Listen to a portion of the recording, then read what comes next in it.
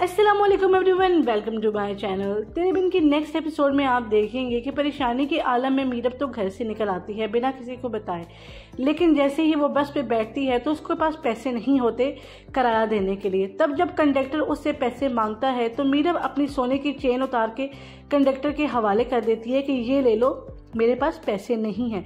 Conductor बहुत ज़्यादा हैरान होता है कि आखिर ये लड़की इतनी परेशानी के आलम में कहाँ जा रही है, लेकिन वो उससे कुछ भी नहीं पूछता। तमाम सवारियाँ उतर जाती हैं, आखिर में सिर्फ मीरब रह जाती है। तब कंडक्टर उससे पूछता है कि आपने कहाँ जाना है, तो मीरब उससे कहती है कि मुझे नहीं मालूम कि मैंने कहाँ जाना है। लेकिन फिर भी जाहिर सी बात है, वो बस से जब उतरती है तो वो अनिला और वकास के घर पहुँच जाती है। लेकिन जैसे ही वो वहाँ पहुँचती है तो उसको वो सारी बातें याद आती हैं जब उसकी मुर्तसिम से शादी हुई थी। अनिला और वकास ने उसका साथ नहीं दिया था, बल्कि उसको बेटी मानने से ही इनकार कर दिया था। तो उसको लगता है कि अगर अभी भी वो उनके घर गई तो वो मुर्तसिम और माँ बेगम का साथ देंगे और उसको वापस भेज देंगे। इसलिए मीरब फैसला करती है कि मीरब यहाँ नहीं जाएगी।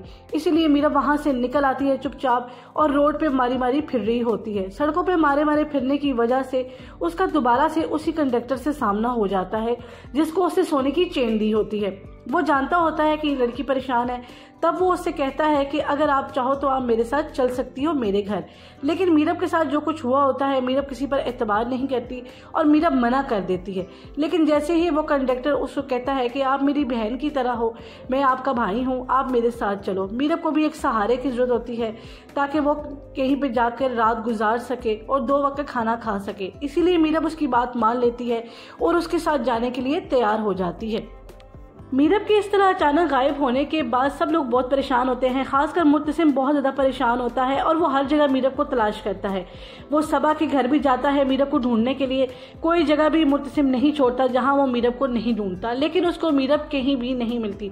थक हार कर वो एक इंस्पेक्टर से रब्ता करता है और उससे कहता है कि कोई हॉस्पिटल, कोई रेलवे स्टेशन, कोई एयरपोर्ट ना छोड़े, मीरब को ढूंढे।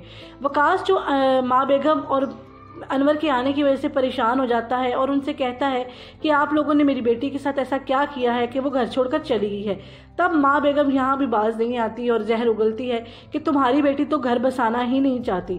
लेकिन जब मुर्तसिम उसको ढूंढने के लिए निकलता है तो वहाँ भी माँ बेगम मुर्तसिम को मना करती हैं कि जब वकास ने हमसे सारे ताल्लुक तोड़ दिए हैं तो आखिर तुम उसकी बेटी को ढूंढने के लिए किस लिए जा रहे हो।